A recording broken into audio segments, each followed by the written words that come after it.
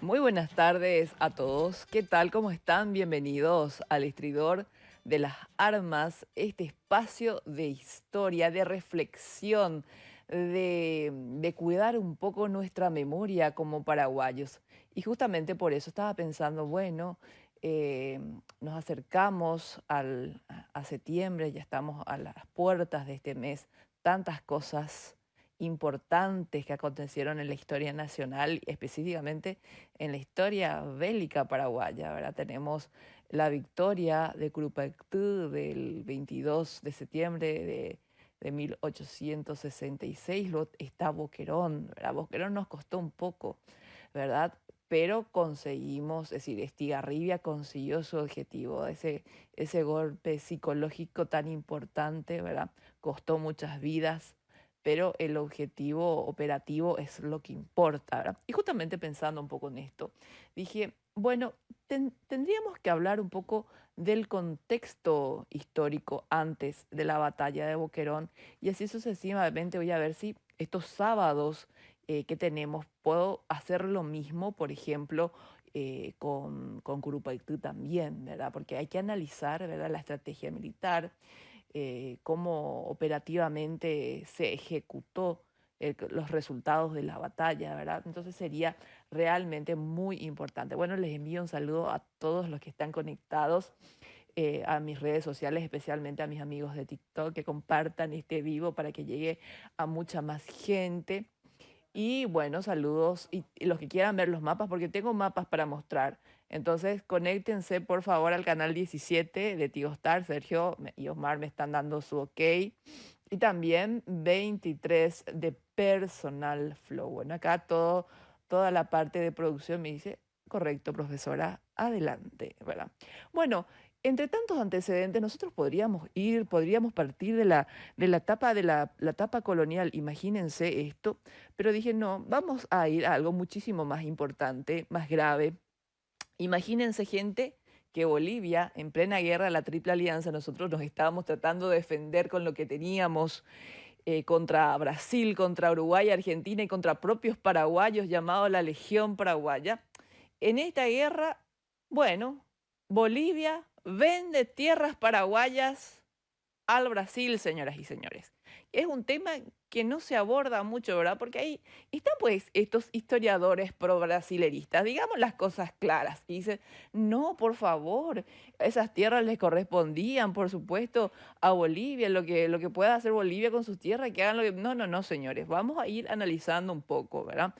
Bolivia vende en 1867, vamos a analizar, vamos a partir de acá, podríamos irnos más atrás, pero vamos a partir de acá, por una cuestión de tiempo nuestras tierras al Brasil, que estaban ubicadas nada más y nada menos que en la margen derecha del río Paraguay, y con un agravante, por supuesto, nosotros estábamos en guerra, y lo hizo sin nuestra participación diplomática. Estas ventas de tierra entre Bolivia corresponden, y Brasil, a la parte norte de Bahía Negra, que por cédula real y por los sendos tratados, por ejemplo, el de San Ildefonso, el de Madrid, que nos correspondían a nosotros, ¿verdad? Y bueno, entonces pero Bolivia cedió varias extensiones luego de tierra en un contexto principalmente, si se acuerdan, de la zona del Acre, zonas al norte, lo que hoy es el departamento de Pando, ¿verdad? Y en cambio Brasil reconocía ciertos derechos a Bolivia y le daba un acceso a un curso superior del río Madeira, y que eso era importante para Bolivia, ¿verdad? Porque le daba una suerte de acceso al Atlántico mediante una navegación fluvial. Lo que se suele cuestionar y lo que suelo leer mucho, ¿verdad? Porque yo, es decir, le sigo mucho a los chacólogos, ¿verdad? Leo mucho y aprendo también de ellos, aparte de seguir mis propias investigaciones, es que se suele cuestionar mucho esto en el lado paraguayo. Ustedes me pueden escribir al WhatsApp de la radio al 0994 44 10 20 y voy a leer sus mensajes al aire y bueno, vamos a estar analizando un poco este tema, ¿verdad? Sé de Bolivia, tierras que históricamente no le pertenecían, ¿para qué vamos a decir otra cosa? Y que estaban situadas en la cuenca del río Paraguay, en zonas que por derecho, heredados de España, correspondían a nuestro estado, a nuestro territorio, especialmente hacia el norte de la Bayanera. Nosotros tenemos, David, Sergio, una imagen de lo que es el Pantanal, ¿verdad? O el Gran Pantanal, que es una llanura aluvial. Ahí está ya en cámaras, que se extiende principalmente por el estado brasileño de Mato Grosso del Sur y en menor medida por el Mato Grosso y en partes aledañas al departamento de Santa Cruz en Bolivia. Es bastante extenso. Y por supuesto que a nosotros nos afecta en esta zona del departamento de Alto Paraguay, ¿verdad? Bueno, estas sesiones de Bolivia al Brasil, como les dije, yo creo que es como una suerte de que aisló al Paraguay desde el tema del occidente. Está llegando Ale. Hola Ale, ¿cómo estás? Bueno, entonces Bolivia lo que hacía básicamente era argumentar que ellos tenían posesión de hecho, no efectiva de hecho, de esas regiones fronterizas, sobre todo en las áreas selváticas que no eran ocupadas, ¿verdad? Pero desde la óptica paraguaya les decía, espera un momento, y visto que muchos historiadores opinaban lo mismo, esas tierras se consideraban, si vamos a hablar de geopolítica, una suerte de interland paraguayo. Incluso decían y sostenían que estaban habitadas por indígenas que estaban bajo contacto y bajo influencia paraguaya. Bueno, esto para algunos dicen no correspondía, y otros dicen, pero por supuesto que fue una usurpación indirecta de territorios paraguayos por parte del Brasil y Brasil no disparó un tiro para conseguir esto, ¿verdad? Es decir, le utilizó a Bolivia como una suerte de intermediario en lo que es la política luso-brasileña, ¿verdad? San Cristóbal, Itamaraty posteriormente, ¿verdad? Hay que reconocerlo, son unos capos, ¿verdad? Aunque obviamente en detrimento nuestro, en detrimento de Bolivia y en detrimento de todos los países que marcó Brasil para su expansionismo territorial. Bueno, este tratado de Ayacucho, si nosotros podemos ver en un mapa, eh, implicó esta cesión, como les dije, por parte de Bolivia. Alcanzaban zonas, por ejemplo, al norte de Bahía Negra, y podemos ver eso, y a la ribera oeste del río Paraguay. Bueno, entonces, sí, esta cesión beneficia, como me están escribiendo mis redes sociales, beneficia totalmente al Brasil. Bueno, que avanzó sobre esta región del Pantanal que estuvimos mirando en pantallas y aseguró, como digo yo, el control estratégico sobre las márgenes del río Paraguay, que en zonas críticas, ¿verdad? Consolidó Brasil de esta forma su presencia en estas márgenes, en estas regiones estratégicamente sensibles. Aisló al Paraguay geográficamente al oeste. Por lo menos yo creo que pasó eso. Ustedes me pueden escribir, limitando su proyección territorial hacia la cuenca alta del río Paraguay y Gran Pantanal. Bueno, entonces, obviamente estábamos nosotros en un contexto de guerra. En este contexto sabemos absolutamente todo lo que pasó con las campañas y en la posguerra. Es como que debilitó más eh, la posición del Paraguay.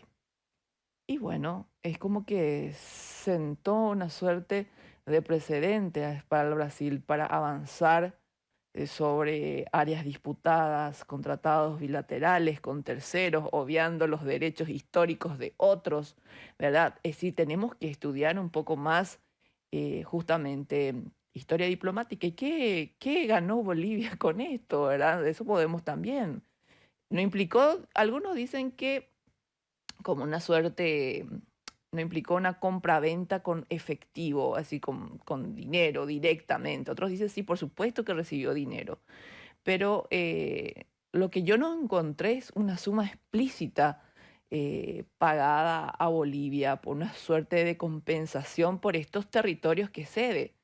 En lugar de eso, creo que fue una suerte de compensación geopolítica, más bien comercial, donde Brasil comenzó a dar ciertas concesiones a Bolivia, ¿verdad? El derecho de navegación por los ríos Madeira, Amazonas, así accedía al Atlántico, como les mencioné, estas garantías para el tránsito del comercio boliviano por vías fluviales. Por supuesto, todo esto hecho bajo la soberanía brasileña, ¿verdad? Eh, la exportación de productos de Bolivia hacia Europa. y así sucesivamente. En la práctica, bueno, Brasil prometía una suerte de cooperación económica y política regional a Bolivia.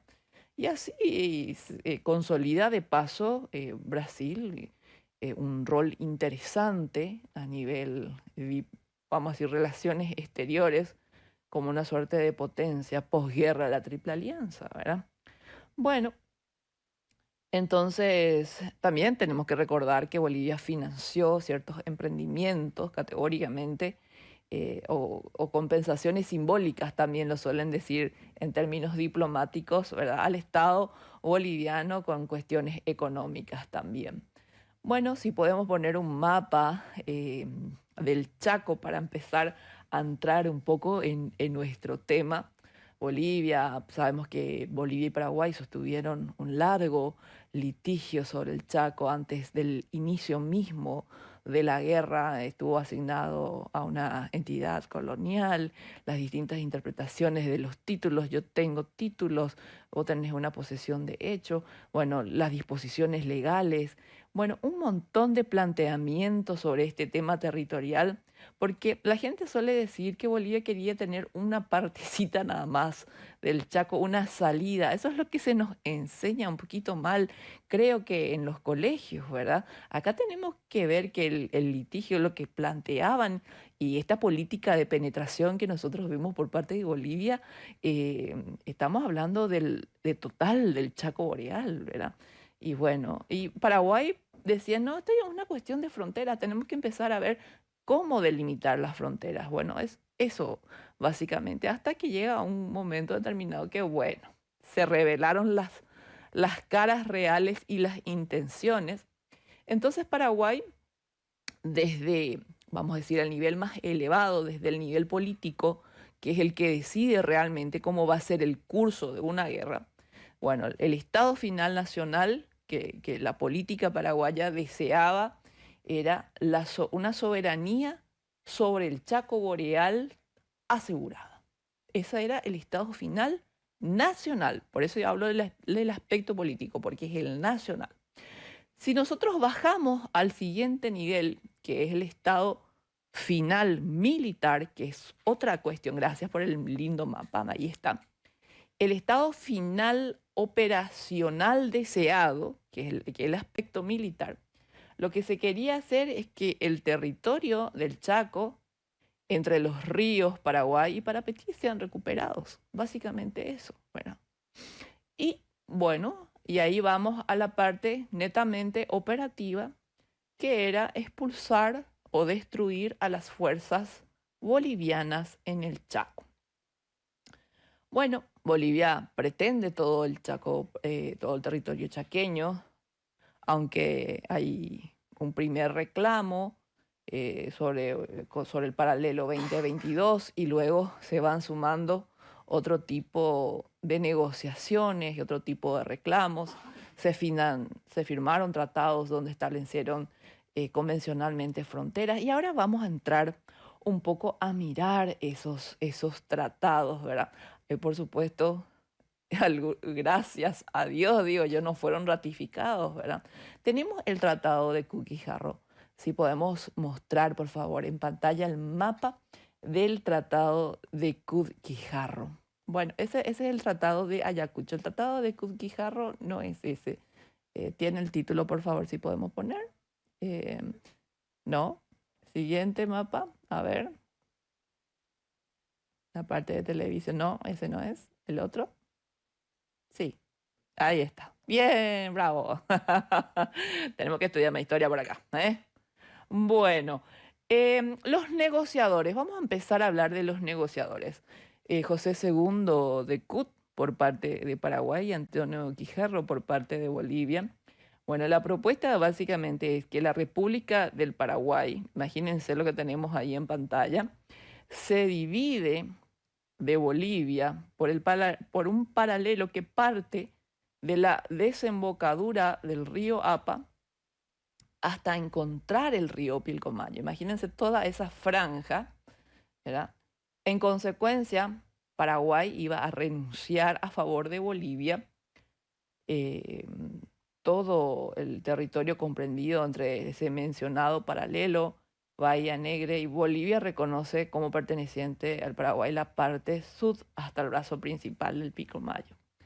Por suerte, el Congreso paraguayo consideró esto un exceso de entrega territorial, ¿verdad? Una cesión excesiva de territorio, como dice el propio documento, ¿verdad?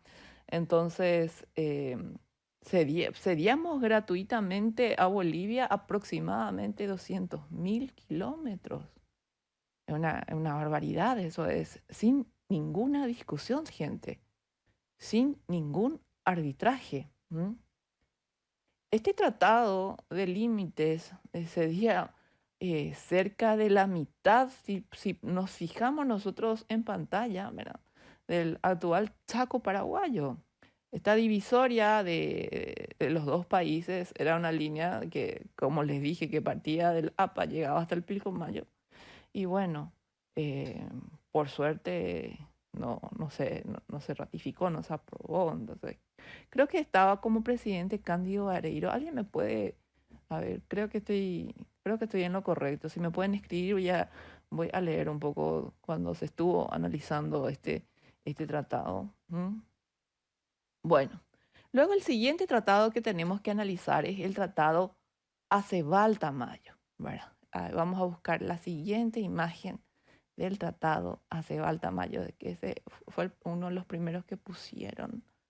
A ver, ese. Genial. Bueno, acá vemos a los negociadores, a los diplomáticos encargados de este tratado, el plenipotenciario, el doctor Isaac Tamayo.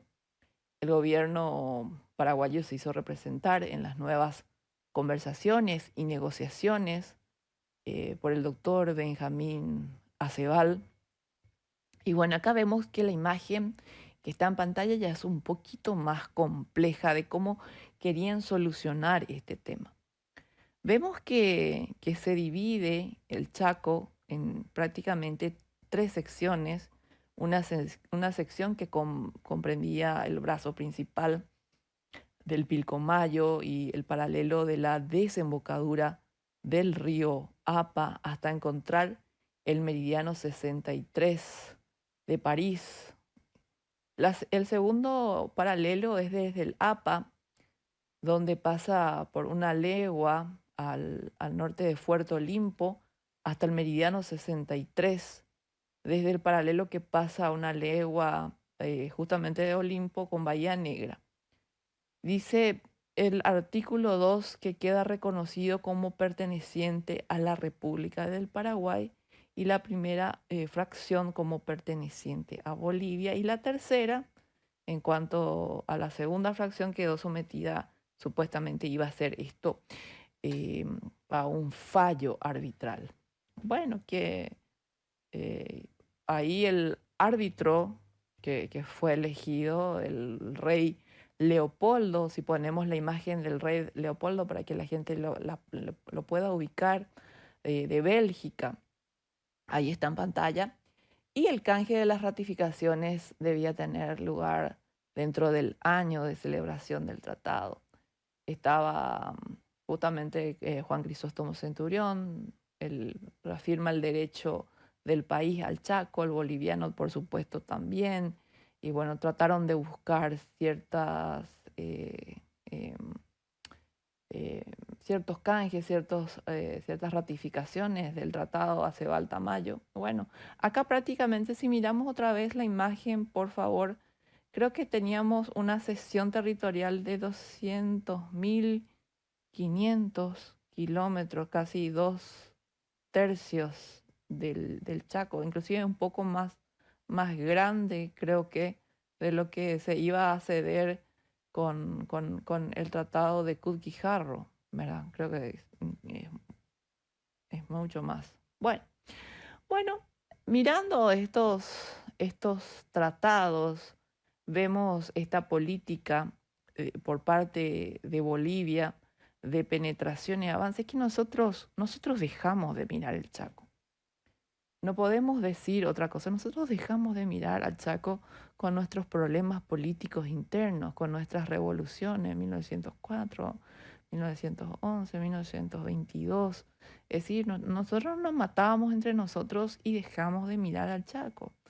Entonces ahí es que Bolivia cruza, cruza la frontera y penetra en el Chaco boreal paraguayo. Estuve escuchando, no sé quién era que dijo en las redes sociales que tenía, que Bolivia manejaba toda una sección del Chaco paraguayo por 30 años, algo así escuché, ¿verdad?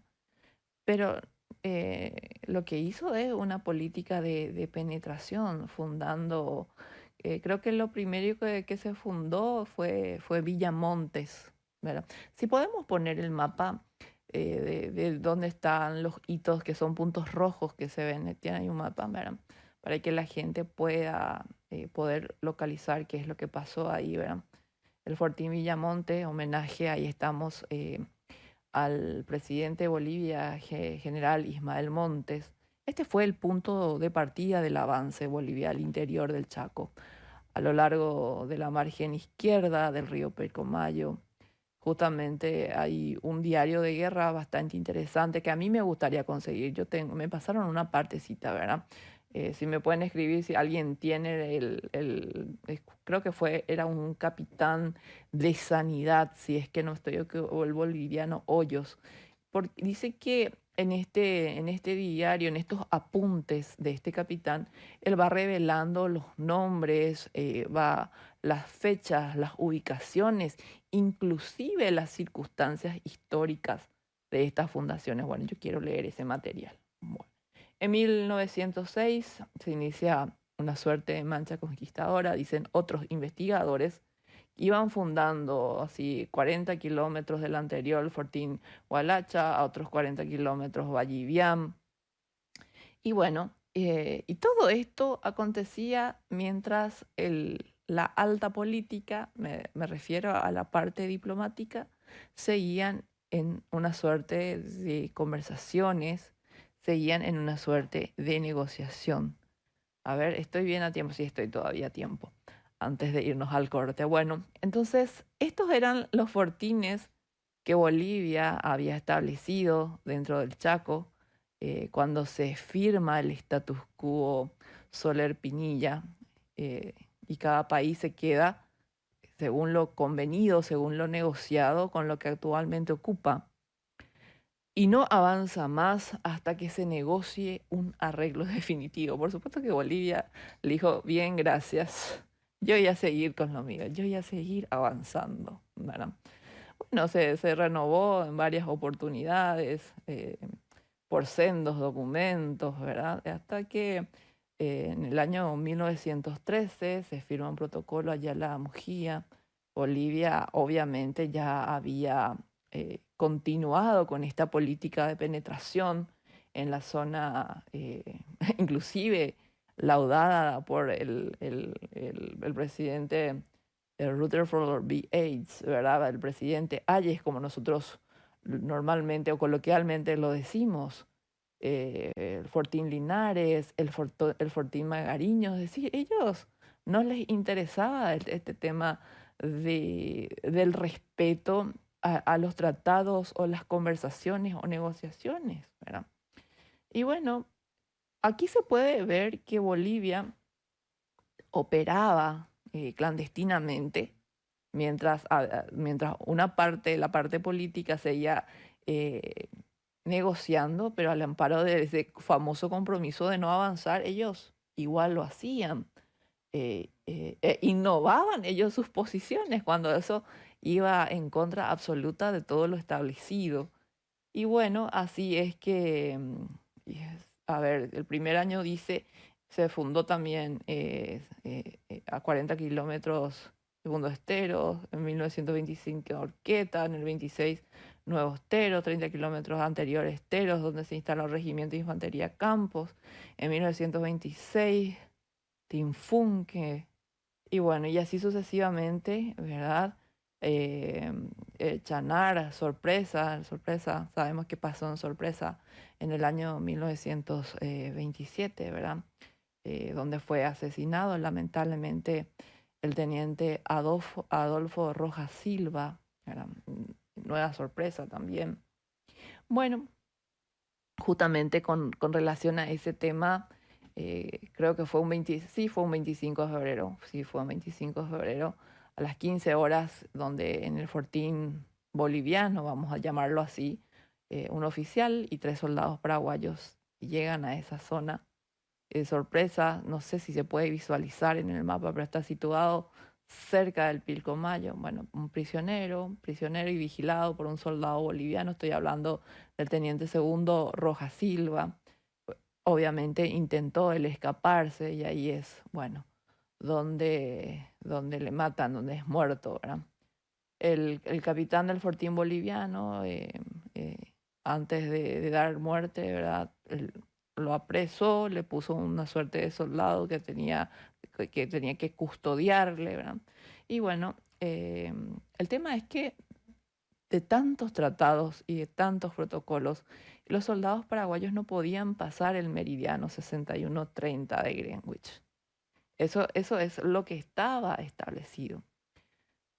Como a mí me interesa bastante, antes de irnos al corte, les voy a decir el tema más bien operativo y las ejecuciones de las estrategias militares, la parte operativa y sus ejecuciones, ¿verdad? Estuve mirando el tema de armamentos de Bolivia y sé que Bolivia gastó aproximadamente como 2.190.000, estoy hablando de 2.190.000 libras esterlinas. Eso es muchísimo dinero. Imagínense lo que es una cosa así.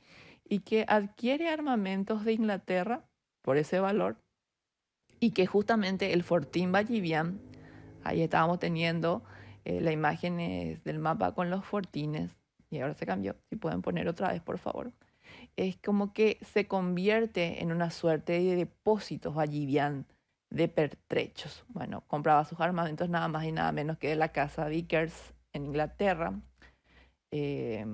Vickers Company del año 1828 fue un fabricante británico especializado en equipamiento militar. Y bueno, creo que esta denominación se mantuvo hasta el siglo XX de esta casa que vendía armas, ¿verdad? Y bueno, ¿qué compraron los señores de Bolivia? 4 aviones a esa altura. Estamos hablando, para situarnos ya al 3 de abril de 1927, 4 aviones de bombardeo, 7 aviones de instrucción, 65 baterías de artillería, 50.000 fusiles, 10.000 carabinas, 300 ametralladoras pesadas, 700 livianas. Y bueno, y todo, dentro de todo este contexto, después del corte, vamos a ir saltando ciertos hechos y vamos a centrarnos qué pasó en Pitiantuta. Después de la pausa, volvemos. Estás escuchando El Estridor de las Armas con Noelia Quintana por Ñandutí.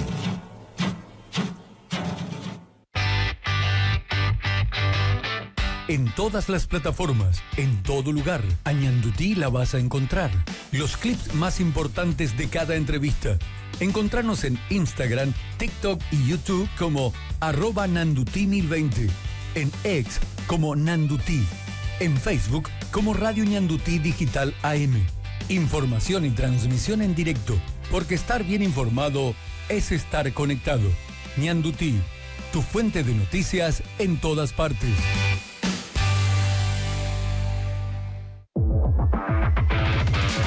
Magazine Deportivo, toda la actualidad deportiva, fútbol, tenis, Fórmula 1, boxeo y demás disciplinas deportivas al momento. Todos los datos estadísticos y los hechos resaltantes deportivos a nivel local e internacional. Magazine Deportivo, todos los domingos desde las 19 horas por Ñandutí y todas sus plataformas. Conduce Carlos Duarte. Magazine Deportivo, los domingos a las 19 horas.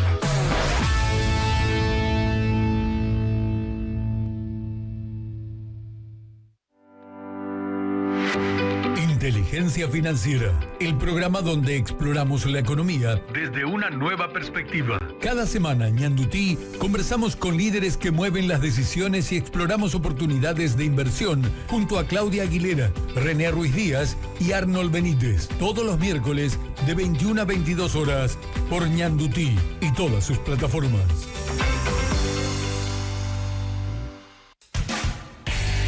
Donde la noticia se genera, allí estamos. Ñandutí, Ñandutí. Seguimos comunicando con libertad de expresión. El estridor de las armas, con la conducción de la historiadora Noelia Quintana por Ñandutí.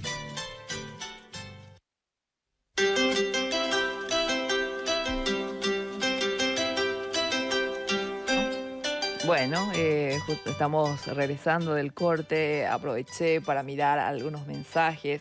Me encuentro con un mensaje de un querido amigo, un saludo cordial al teniente coronel Medina que está escuchando el programa. Me dice, buenas tardes, profesora.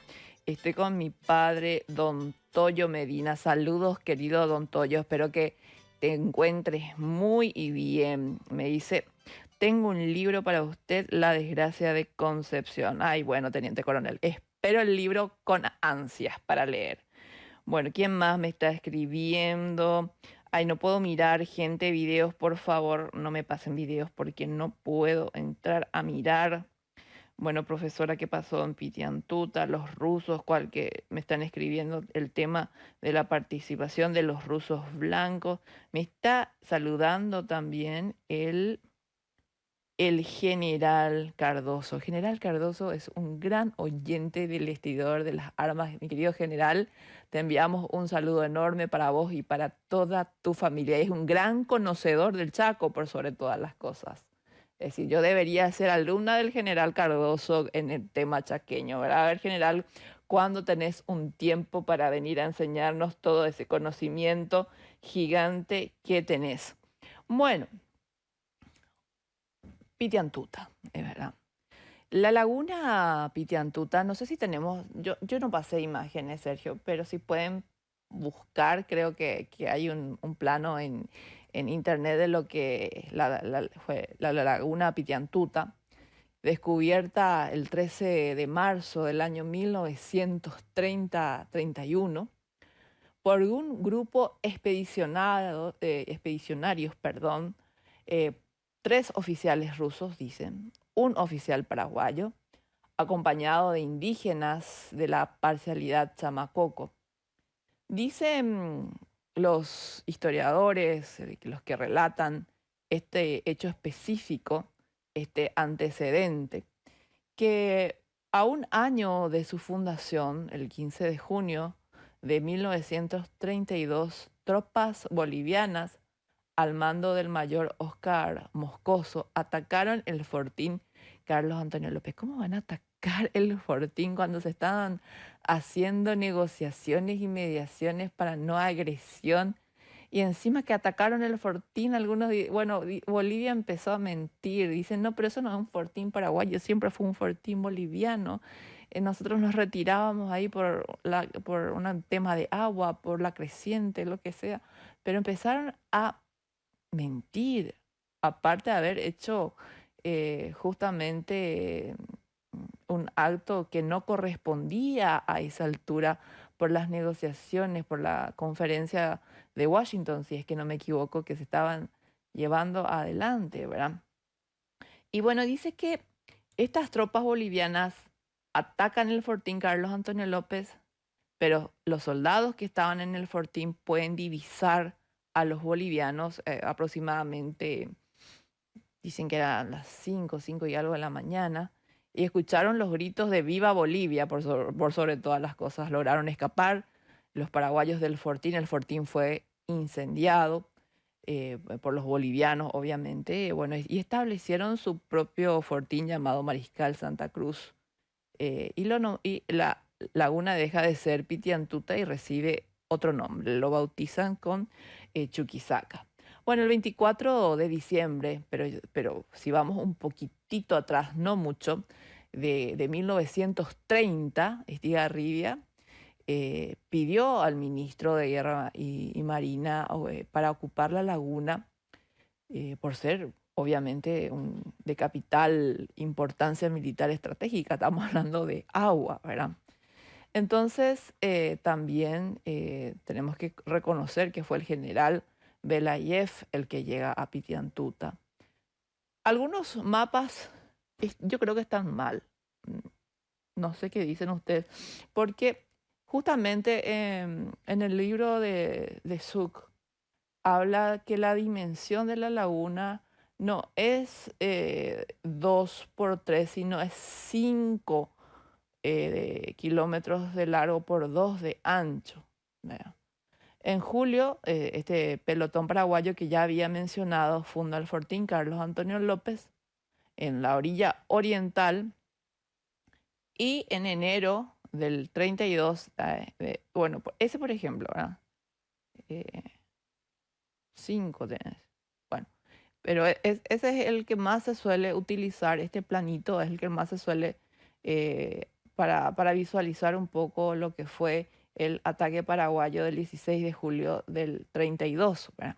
Bueno, entonces dice que en 1932, en el mes de enero, Bolivia usa su aviación para apoyar su programa de penetración y que el 24 de abril Moscoso y Jordán sobrevuelan la laguna.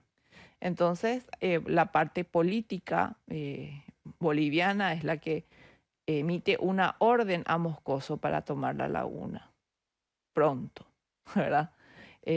Bueno, Salamanca personalmente dicen, por el lado boliviano, Salamanca era bastante belicoso, ¿verdad?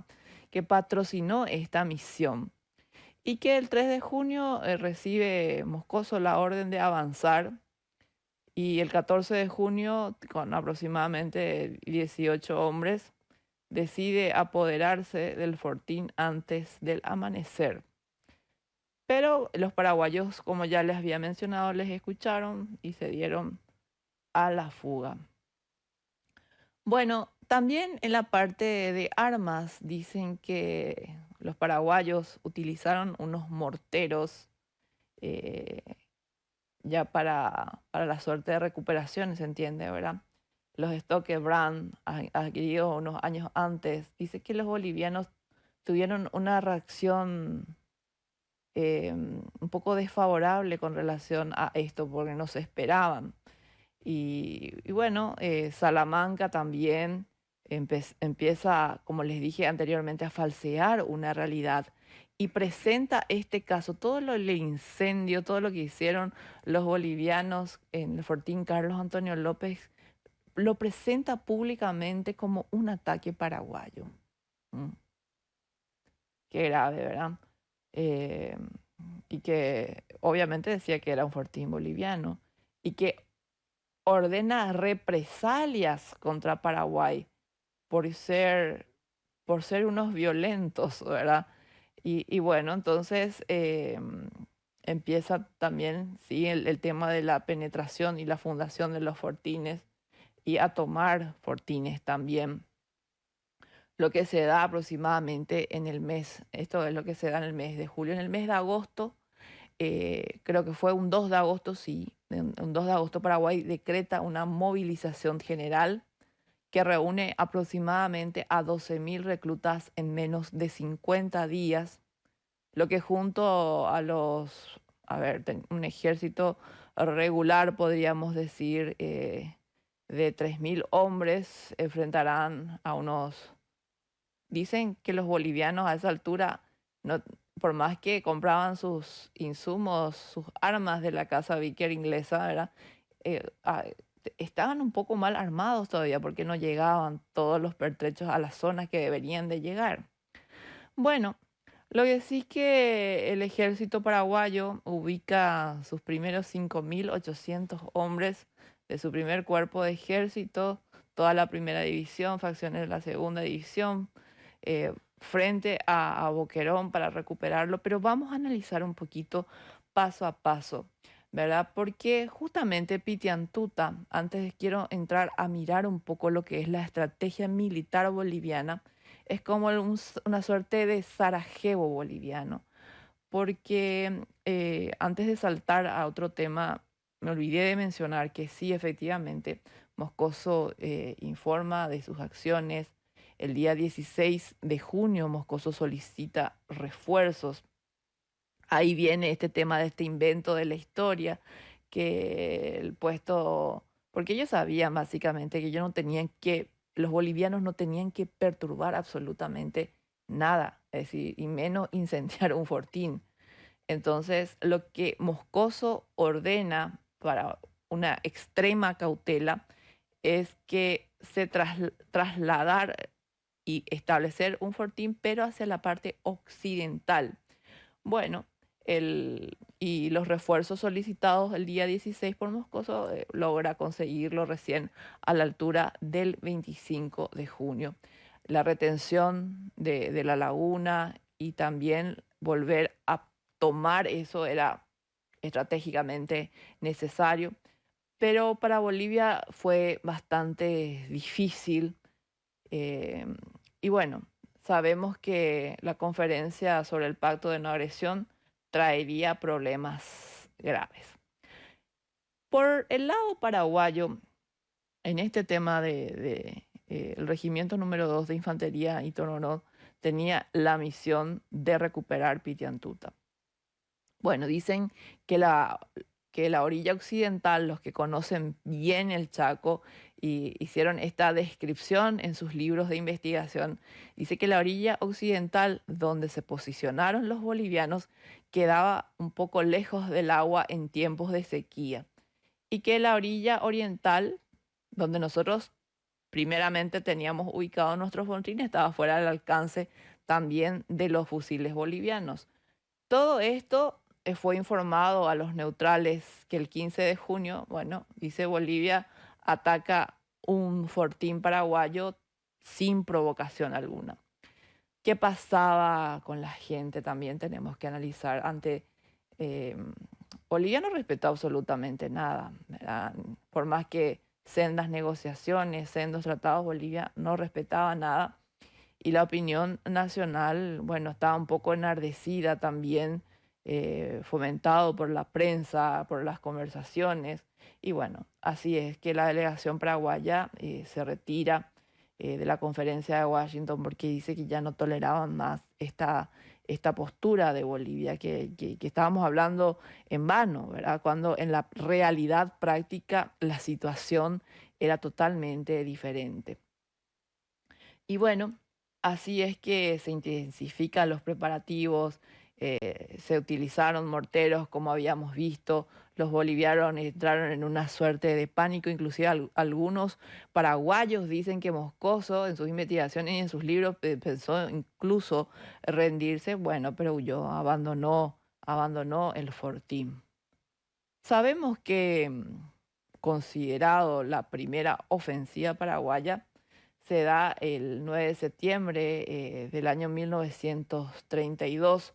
Pero antes de esto, bueno, podemos poner un contexto de Boquerón, pero nos vamos a quedar muy cortos de tiempo, porque a mí me hubiese gustado entrar a la parte de la estrategia militar boliviana, pero para que podamos entender, el comandante de las fuerzas paraguayas en el Chaco, a esa altura, teniente coronel Estigarribia, dispone el ataque al Fortín Boquerón, ¿verdad? Luego de Pitiantuta se recupera luego de esto, ¿verdad? Se empieza a mirar Boquerón y los regimientos, y se movilizan los regimientos de infantería, uno de caballería, en un primer escalón, otro regimiento, bueno, los caminos que se van trazando. Algunos decían que en el Chaco, por nuestra parte, que era una deficiencia el tema de la cartografía, ¿verdad? Lo que nosotros teníamos eran expertos que conocían la zona por el tipo de huellas. Es decir, yo ya escuché mucho este tipo de cosas, ¿verdad? Pero lo cierto es que Bolivia, cuando toma Boquerón, lo convierte en una suerte de fortaleza. El Boquerón fue ocupado en el mes de julio y tiene un perímetro no más de 3.000 metros Ellos dicen que fue defendido por 12 casamatas de ametralladoras pesadas y 27 livianas, 600 bolivianos, al mando del teniente coronel Manuel Marzana. Y dicen que los bolivianos tenían una reserva, es decir, de hombres en los fortines adyacentes, en los fortines cercanos, ¿verdad? Pero y que estos intentaron ayudar a sus camaradas, pero que fue muy difícil con la estrategia militar llevada a cabo por Estigarribia. Bueno, él estaba asegurado y estaba convencido, Estigarribia, que nosotros ya estábamos en una guerra de facto con Bolivia. Él creía totalmente esto. Y el 30 de julio propuso enviar a Isla Poí a toda una población válida del país. Y el Estado Mayor organiza una movilización ordenada y rápida. Pero tenemos que saber también que el Estado Mayor, paraguayo me refiero, tenía al frente en ese momento al teniente coronel Juan Ayala. Y el tema de la inteligencia militar que manejaba Ayala, se parece que se exageraron mucho los datos porque él contemplaba una suerte de defensiva estratégica y a la vez una ofensiva táctica, empleando entre 12 a 15 mil hombres que tenían que estar concentrados en Isla Apoyo. Él quería utilizar, por ejemplo, la fuerza de caballería para cubrir estos fortines, ¿verdad? Boquerón, Toledo, Corrales, ¿verdad? Y es como que esta visión de Ayala, eh, o- que diseña estas operaciones con fuerzas ligeras, querían mantener todo un núcleo, una concentración de hombres hacia la zona principal del ferrocarril Casado. Bueno, imagínense si hubiese prosperado todo esto, el- iban, los enemigos iban a consolidarse en el interior del Chaco. ¿Verdad? Lo mismo con lo que pasó con lo que pensaba el general Rojas, el comandante en jefe, que desde el cuartel en Asunción. El, el general Rojas le avisó el 31 de julio que se estaban organizando los refuerzos, que se estaban despachando los refuerzos, porque ellos querían dar batalla sobre una línea principal de abastecimiento. Qué peligroso, ¿verdad? Que era el ferrocarril Casado que acabo de mencionar.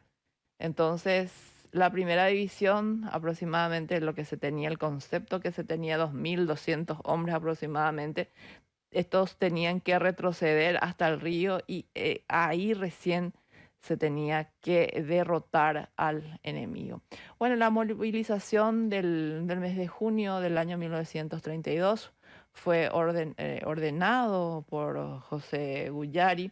Luego tuvimos otra movilización, julio-agosto de 1932.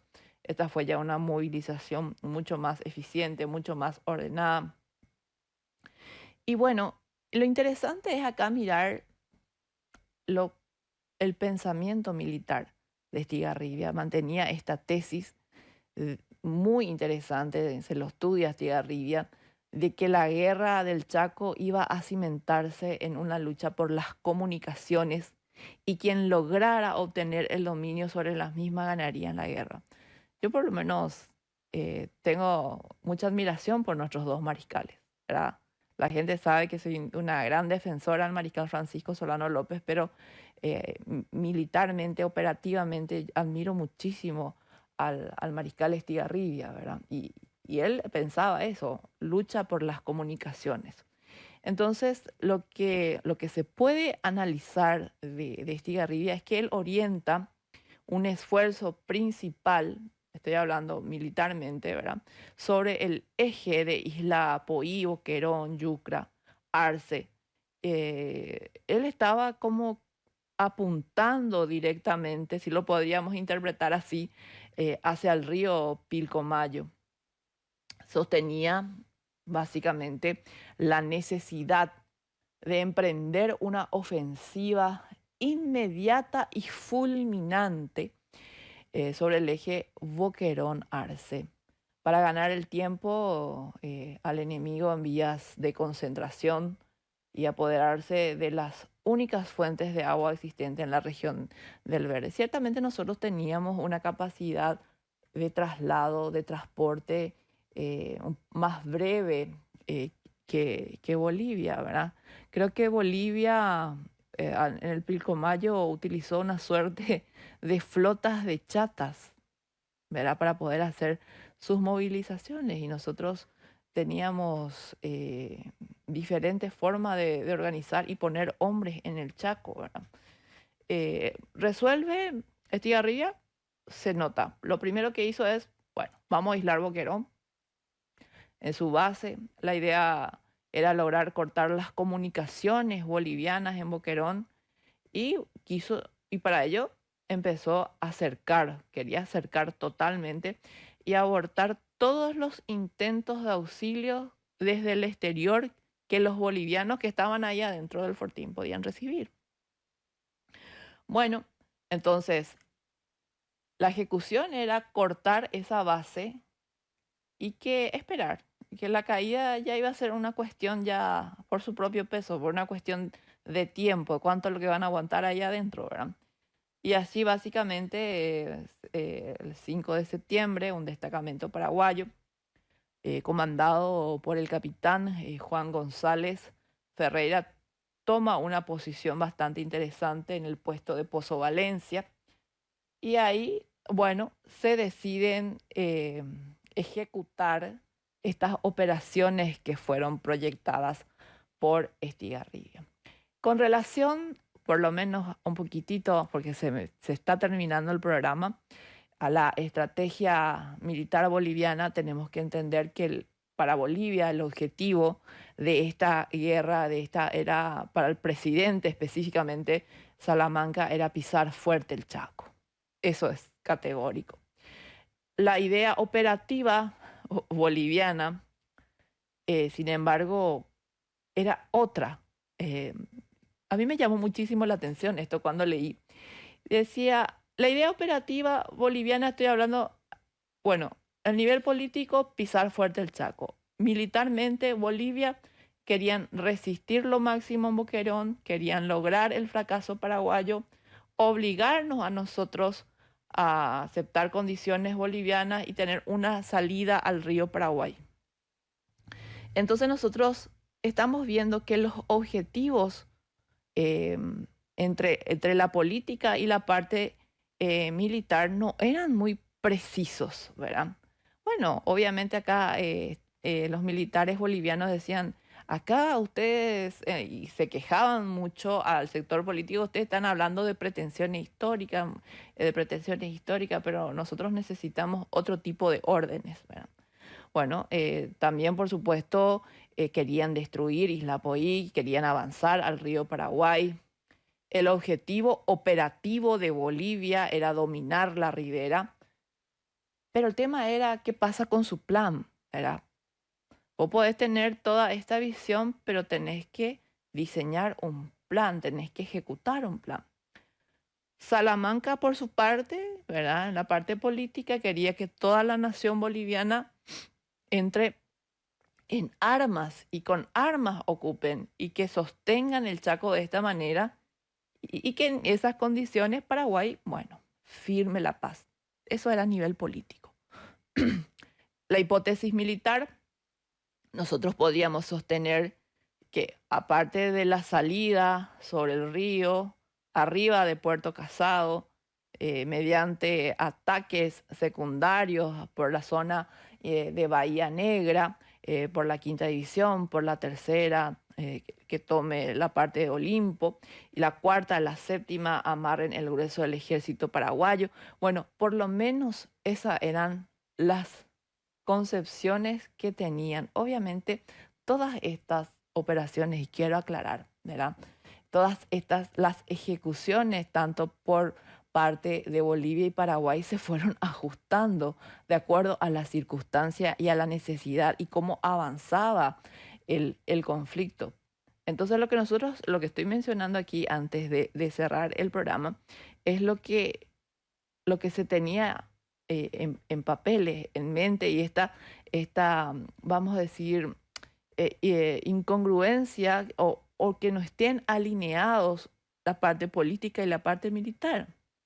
Inclusive hay fuentes que hablan de un plan operativo por Bolivia número 3, que este plan operativo, por ejemplo, fue diseñado en abril del año 1932 por el teniente coronel Ángel Rodríguez, donde aproximadamente Bolivia quería poner 10.000 hombres en Boquerón, otro tanto hacia Ingavi, y bueno, ahí atacar las fuerzas paraguayas, y que eso iba a permitir llevar una presión interna en el Chaco hacia el oeste, hasta Vallivián. La tercera división tenía que presionar desde Ingavi hacia el río. Entonces,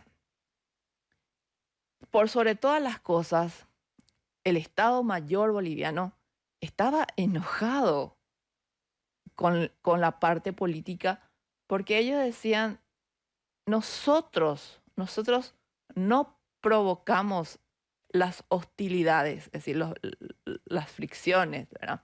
Sino que el gobierno nos orilla a hacer esto, ¿verdad? Bueno, y también tenían esta concepción que una guerra de maniobras era imposible en Paraguay. Y sabemos que Kuntz, allá por el año 1924, él ya esbozaba que Asunción iba a ser fácil de tomar, que no necesitaban tantos hombres, que con 3.000 hombres ya iba a ser más que necesario. Bueno, entonces vamos a dejar aquí estos antecedentes, y por supuesto que hay muchos más, ¿verdad?, antes de entrar propiamente a lo que fue Boquerón. Les agradezco a todos por las compañías, por los mensajes acá en mis redes, hasta me envían regalitos en TikTok, muchísimas gracias. Mil disculpas por los mensajes que no pude leer, pero el programa es breve y quería hacer estas menciones. Bueno, les deseo a todos un excelente fin de semana, y bueno, nos encontramos aquí el próximo sábado con más historia relacionada al ámbito militar, operativo, de lo que aconteció en el Chaco. Nos encontramos pronto. Esto fue El Estridor de las Armas, con la conducción de la historiadora Noelia Quintana. Hasta el próximo sábado de 18 a 19 horas por Ñandutí.